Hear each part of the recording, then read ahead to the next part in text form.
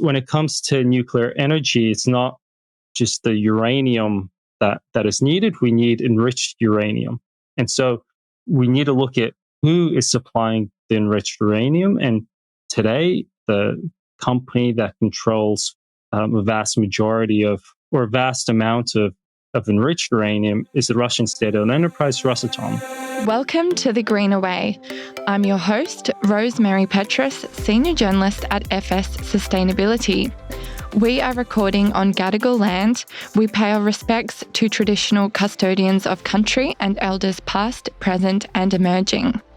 The Coalition's plan to build 7 nuclear power plants to replace Australia's ageing coal-fired power stations and to abandon the government's 2030 net zero target is receiving plenty of attention, especially as the nation is expected to go to the polls in 2025. If you've been following the news, you might be forgiven for wondering, is this idea even viable?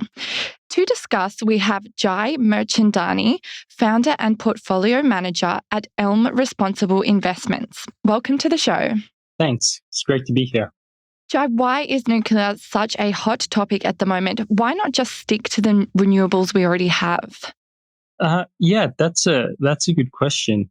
You're right. Nuclear has become a hot topic, particularly as the country grapples with the challenges of transitioning to a low carbon economy. And yes, while renewable energy sources like wind and solar are growing rapidly, they do face intermittency and reliability issues, which means that they can't provide consistent power all the time. And so this has led to concerns about the energy security and the stability of the electricity grid, especially during peak demand periods or when weather conditions are unfavorable. And I think that's where the nuclear discussions really come in. And recently, with Peter Dutton raising it as a big election point, it's really put the topic at the forefront here in Australia. Is the Coalition's nuclear proposition and timeline feasible? Is it viable within our national energy grid? Then the energy transition is so urgent and it seems nuclear might take too long to get off the ground. Yes. Our view is that it is going to take too long to get off the ground, and is this not feasible for a number of reasons, which I can explain.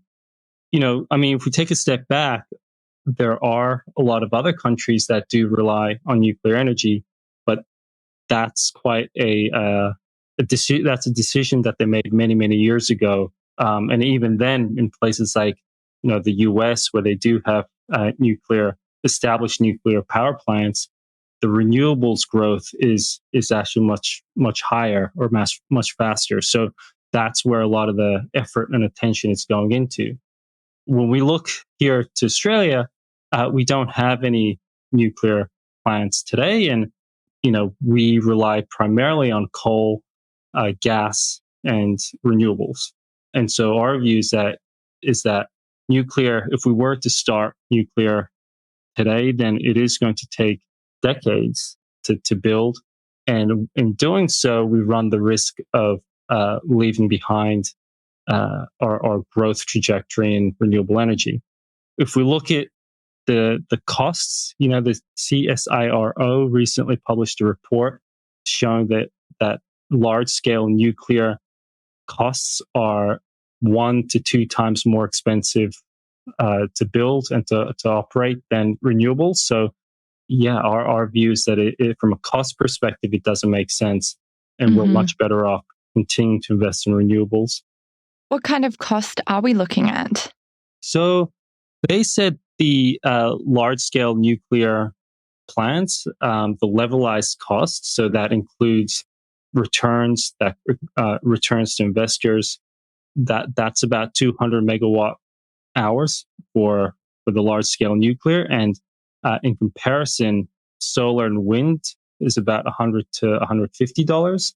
And obviously, the time it takes to get solar and wind up is much shorter as well. So here in Australia, we find it really difficult to justify that position.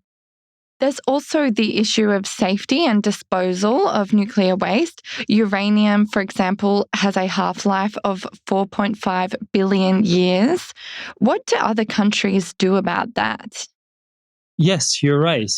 We do need to figure out a way to store the waste safely, and that is still being worked out here in Australia. I think, you know, no community would want nuclear waste, near them. So with that comes a lot of political uncertainty as well. Other countries are simplistically burying it in the ground, and you know, it's not just a matter of ensuring that those sites are safe for the next 1, 2, 5, 10 years. It's something that we need to make sure is safe for many, many years, many generations. And we really need to ask ourselves if that is something we can guarantee today for future generations. It's really difficult to see to be able to guarantee that today. I think to say that unequivocally this nuclear waste site is going to be safe for generations to come. So that's another factor that we need to consider when making this decision. What kind of geopolitical risks could we potentially see in the supply chain?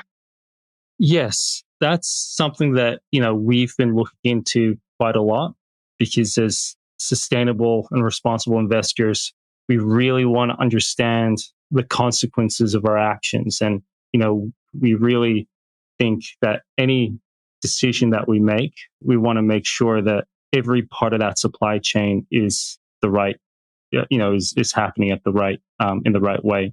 And when we look at the nuclear supply chain, yes, here in Australia, we do have uranium mines, and in countries like Canada, where the geopolitical risk is much lower, they supply much of the world's uranium supply as well.